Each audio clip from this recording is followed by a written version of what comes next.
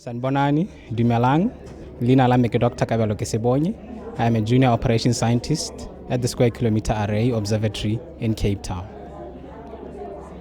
My background is that I'm a product of two countries. My mother's family is from the Northern Cape in South Africa, and my father's family is from Botswana.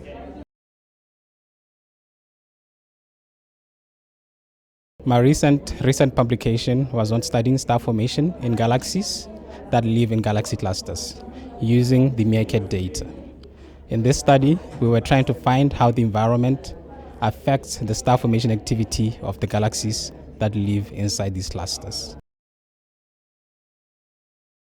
So the research findings were that galaxies that live in galaxy clusters tend to form fewer stars than galaxies that live outside galaxy clusters. And the reason why this is the case is because the cluster, that being groups of galaxies, is very harsh to the member galaxies, whereas galaxies that are outside clusters live more freely and tend to enjoy a longer life and form more new stars compared to the other galaxies. This research is important because it tells us about how a galaxy is born, how it ages, and how its life ends.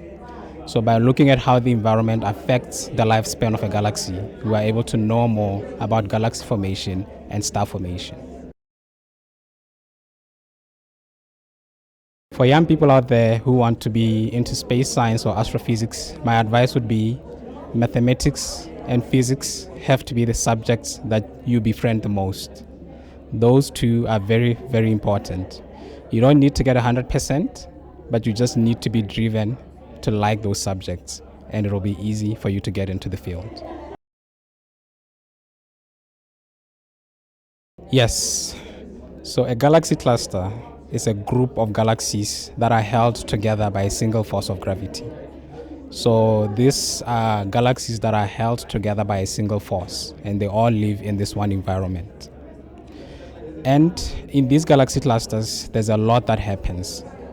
In some cases, you will have galaxy clusters colliding together, merging into one. And when that happens, it's the most energetic event in the universe. There's a lot of particles, electrons that are being thrown all over the place. And some of these electrons form what we know as radio halos.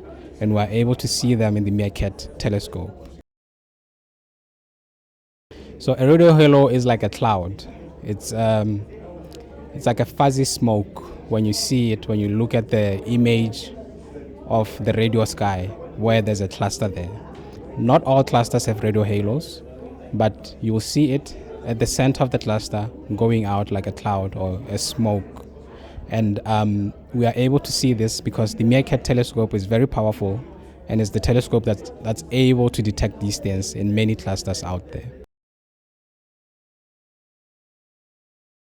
Yes, what I can say is that we are in a very exciting new era of radio astronomy, not just in South Africa but in the world. And the best radio telescopes in the world are located right here in South Africa, in our backyards. You must know the MeerKAT telescope by now, and we are now in the advent of building the Square Kilometer Array, which is going to be the biggest and the largest radio telescope in the world. So be on the lookout for that and be excited about what's to come.